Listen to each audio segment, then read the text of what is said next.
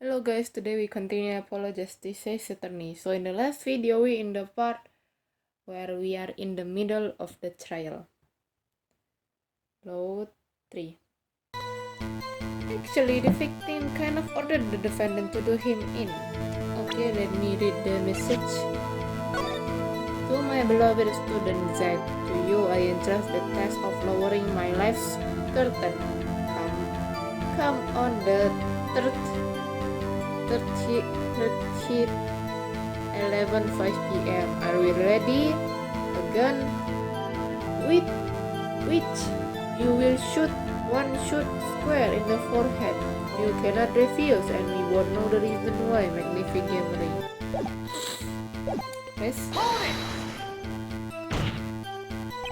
Just because he got the letter doesn't mean he went through with it. I disagree. The victim was indeed shot in the forehead after all, just as he had commanded. It could be a setup, but let's not be in such a hurry. Maybe we should let the witness talk for a change. Oh, thanks, pal. Fine, I can play it slow as well as I can play it fast. On with the testimony, Detective Gumshoe.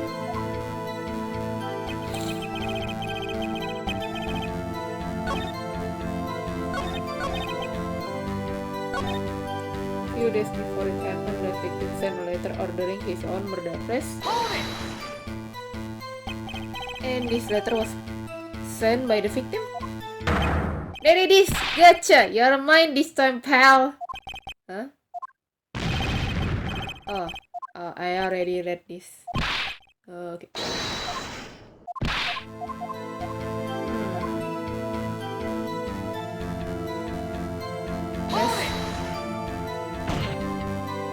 But it might have been the clown's forehead he shot. Okay, so he practiced first on the doll, then shoot him. He practiced in the middle of the hospital. Anyone could have come in at any moment.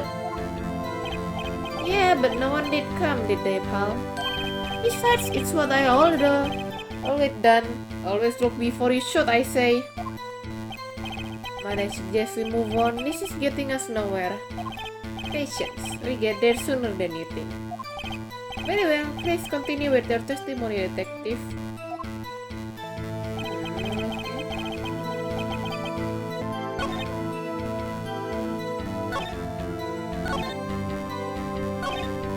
The bullet was fired from the pistol found at the scene, no doubt about it. Press. You mean this pistol, the one in the crime scene photo? That's the one.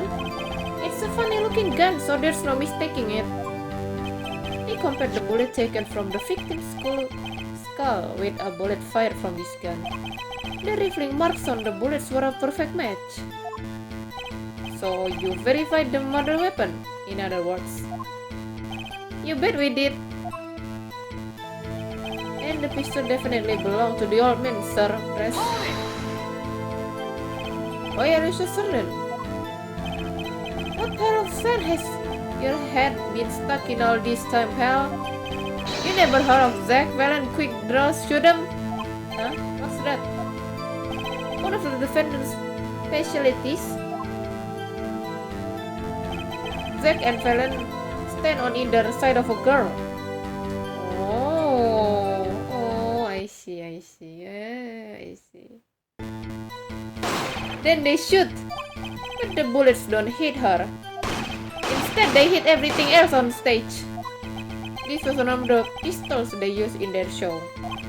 What a great design, huh? The kids love it. Many boys and girls join the police because of that pistol, I hear. You know, that would explain a lot about the police force. Troop Gamery stopped doing that act a while ago. Your man held on to that pistol ever since. The court would like to see the pistol in question. You got it, sir. Here she is. Well, this truly is a blast from the past. It's a stage pistol for magic show, see? But it can fire real bullets. It looks so much bigger in real life than on TV. Yeah, but it can only hold one round. By the way, the pistol firing chamber is empty. And it shows traces of having been fired recently. So were any fingers found on the gun? Unfortunately, no. Of course, the defendant is known for wearing gloves. We might say that a lack of fingerprint is in fact a fingerprint of its own. Aha! Intriguing point. Well made. Whoa. Not well made, not intriguing. In any case, the court accepts this evidence. My grandchild would get a kick out of seeing this. But now it's time to return to our testimony. What if he shot the clown? He still shot the victim, pal. Press. So let me get this straight. You're saying my client first shot the clown, then shot the victim? Hey, not a bad summary, pal. Oh. Let me skip this.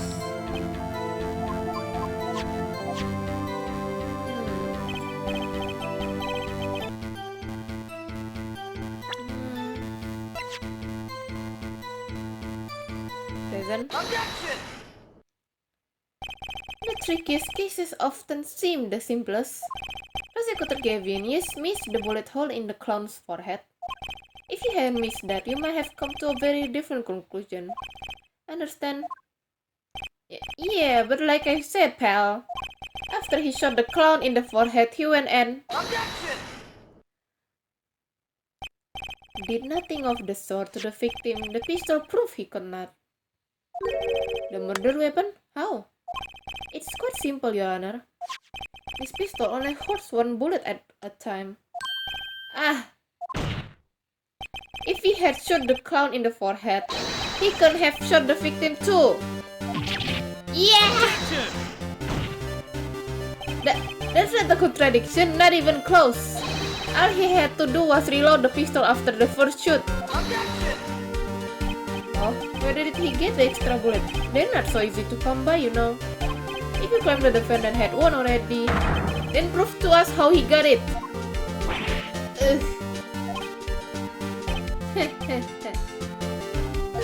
I had a feeling this wasn't over yet. No, this party just getting started. And I haven't proven anything yet beyond my good fluke and battling record sales. And utter lack of humility.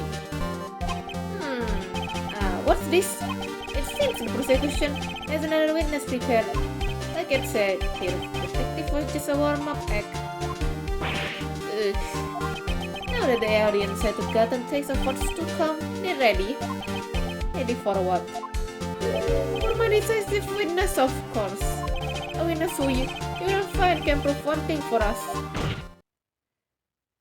That it was the Gamery who shot the victim in the forehead. Very well. We will pause for a 15-minute recess. This might be my lucky break. I need that 15 minutes to talk to my client, Zach. Court is adjourned. Yay.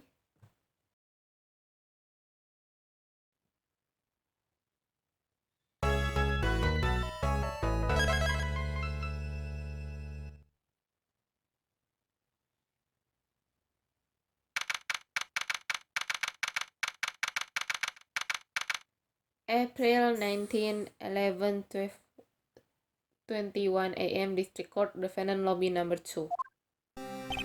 Very impressive, Mr. Wright. I have to say I expected nothing less. We've only just begun. I was hoping you could tell me a bit more about what happened actually. I did not think you would believe me if I told you. Better that you discover the truth for yourself. I was thinking of you, you know. I think we need less thinking and more talking. That night in the hospital, what really happened? The way your eyes gleam is right.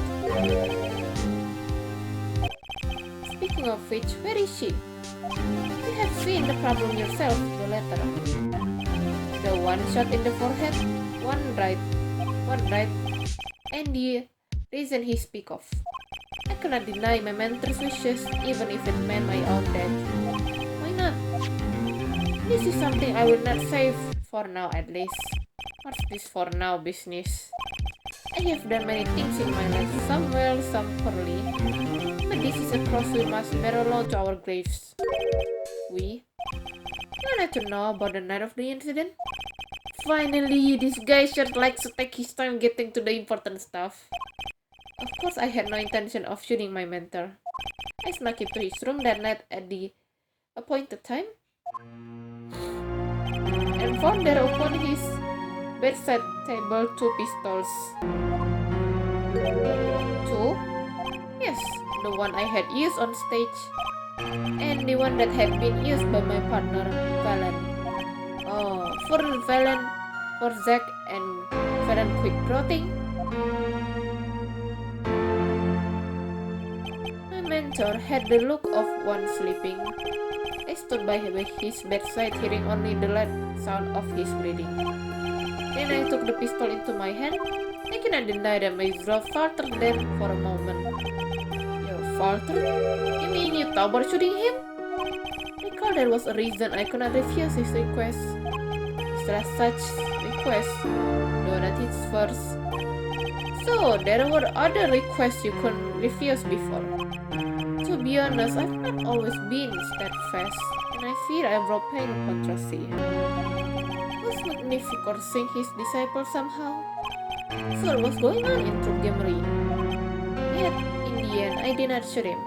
Instead, I turned and shot the clown. I took the pistol I had fired and placed it in my pocket.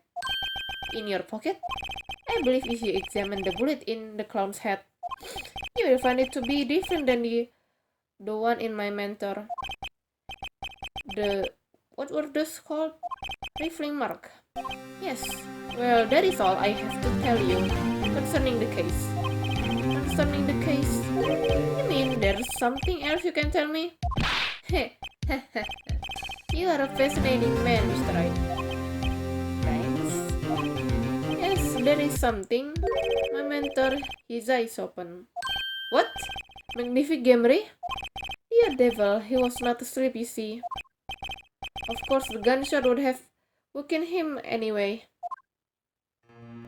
And there we had our last discussion as mentor and pupil. It was not a long discussion, maybe 5-10 minutes or so. What did you talk about?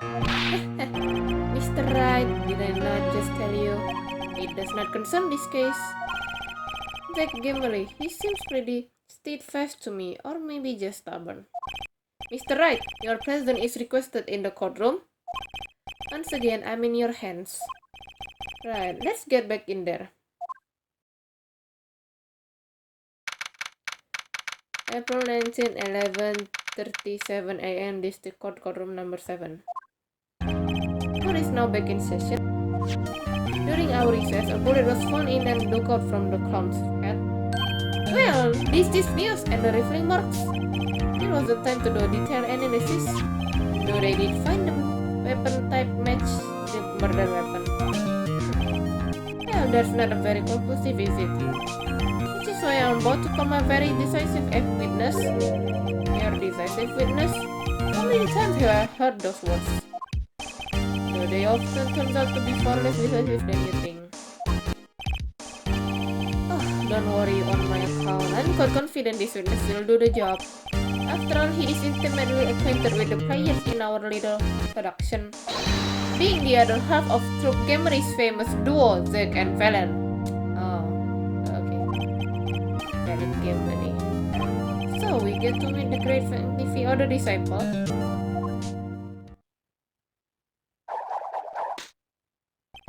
Perhaps we start by asking your name and occupation. Valen Gamery, magician. And your decisive witness, are you?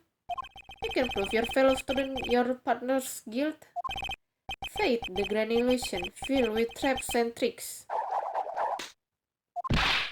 Wait, this shouldn't took place in the hospital after 11 o'clock at night. If you're a witness, does that mean you were there that late? If one were to deduce this logically, the conclusion is yes.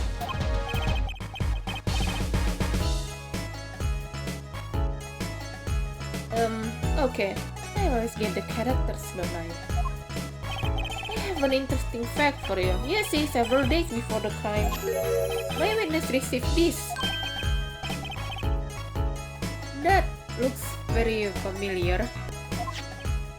Wait. That's the same letter Zack Gamery received. Yes, or perhaps I should say, ada. Order! And what does it say? Surely not the same thing? Perhaps you should see for yourself. Oh. Why, it's practically the same. The court accept this into evidence. This is most unusual. Exactly what was going on with your folks? Magnific letter. Oh, like I thought.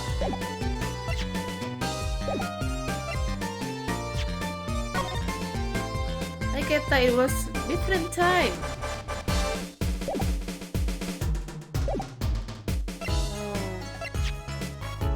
Zack got the time to the letter telling Zack to come 11:05 p.m. while the felon Gamery to come 11:20 p.m. Okay, so it's a different time. This is the most unusual. Exactly what was going on with your folks? What exactly what was your Gamery up to? By which you mean?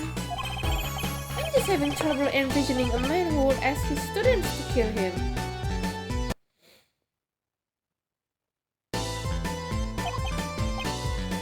Both of them, no less. It's just my opinion here, Judge. But from this letter, I say he was forcing them, not asking them. We walk the magician path together, and in doing so share much of our lives. When people are so close, there is strain, a warping of relation, you might say. Yet this has nothing to do with the case at hand. By which you mean you're not going to tell us? Which makes me wonder even more about this reason they can refuse. Well, let's get a note with the testimony for starters. The defendant Zack Gamery stands accused. Tell us why. Oh, I do more than that. For where he walks, the red roses rise, singing hymns to the miracle that is magic. Fascinating, though I hardly need to remind you that the evidence could just as clearly point to you as the suspect. The letter, the murder weapon, and now the 2 bullets found at the scene. In fact, the only differences seem to be the designated time. Yes. As the very magician knows, timing is everything. Yes, and now it's time to get this party fired up. The night of the crime. That night I visited the hospital room at the time Magnific requested. The smell of gunpowder hung in the room, and my mentor had taken his final bow. I didn't imagine my fellow student might have received the same instruction. Yet a deal with the deed, that is still a deal. That sweet kiss I gave to the crowd. And then I found the doctor and the police. So you were the one who reported the crime? Indeed, I will think. This fact alone would clear my name of suspicion. Let's not jump to any conclusion. Yes, the cross-examination generally comes before the conclusion in this court. But if your testimony proves to be true, then the defendant Zack Gamery is guilty. And if it wasn't Zack Gamery, then the killer was you, felon. And no disappearing egg will get you out of that.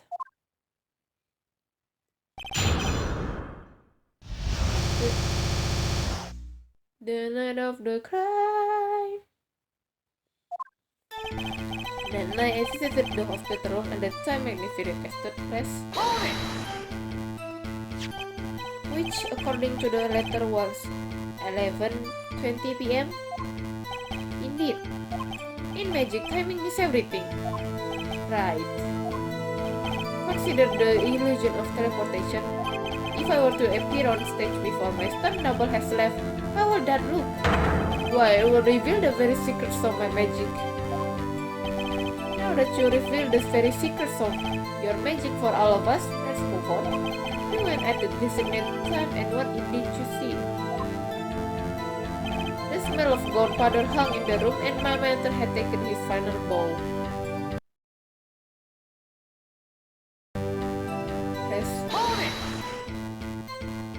So, you weren't worried for your own safety at all? I mean, you smelled gunpowder, yes. What if the shooter was still nearby? I did not consider this, to be honest. It is forbidden for magicians to have a good imagination. Really? Isn't magic all about illusions and imagination? How about this? You were the shooter, which is why you weren't afraid. Now you are the one imagining. It is forbidden for a lawyer to have a good imagination. The witness will refrain from posing assumptions, especially before responding. My forbidden imagination is starting to imagine things. I didn't imagine my fellow student might have received the same instruction. Which brings us back to this reason neither of you could refuse. So it does, and my partner he did not refuse. My nephew wrote the same thing to you. Why could you refuse if Jack could? Because I have a will of steel, of course. I also do this trick where I bend steel bars, so perhaps steel isn't also strong. So which is it? Mind if I continue?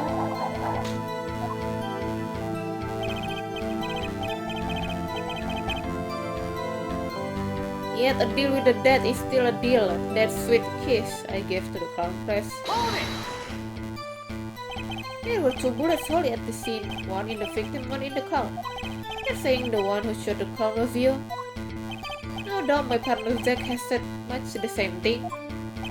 Yeah, because whoever didn't shoot the crown committed murder. I better dig down here a bit more and see what I turn out.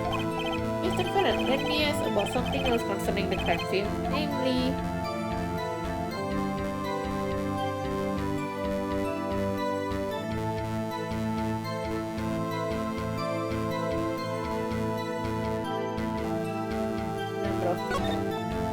How many pistols were there when you entered the room? By which you mean what, precisely? 2 pistols were used in the Zack and Valen quick draw shoot them, correct? One for each of you. You are well informed yet. Only one of my old friends sat in the hospital room that night.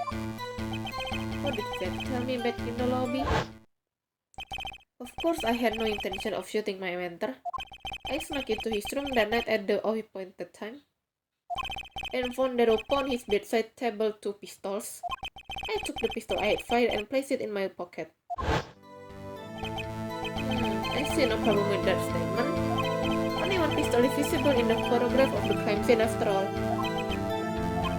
So you pick up that pistol and fire it? Indeed I did. Alakazam, alakazing, alakaboom. Is the number of pistols really so important? Quite important. The number of pistols is quite important, Your Honor. Very well. Please add this to the detail of your testimony. What can I do but obey?